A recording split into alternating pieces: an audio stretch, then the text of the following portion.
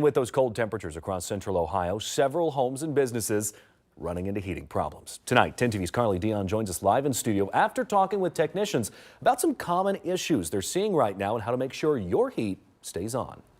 Yeah, Colin, today I talked with a service technician for Atlas Butler who tells me over the past week, a majority of the calls they've had to respond to have been related to issues with furnaces.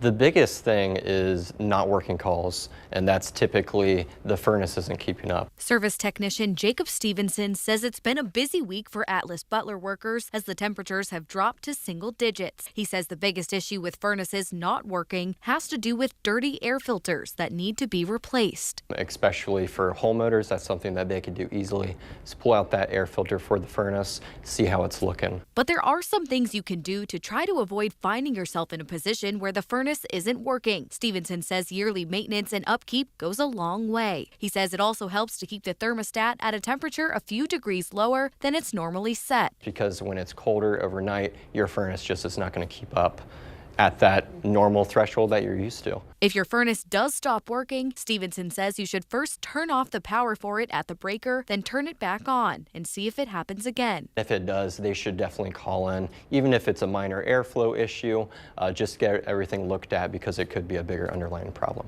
But Stevenson says a good rule of thumb is to call and have your provider check it out, because even if it seems like a simple fix, there can sometimes be underlying issues. It's either bad motors, crack in the heat exchanger, bad gas, carbon monoxide in the air. That can be actually a health issue. And Stevenson says even if you think it's as simple as checking the filter when there's a problem, it never hurts to have your furnace checked out by a professional. Carly Dion, 10 TV News.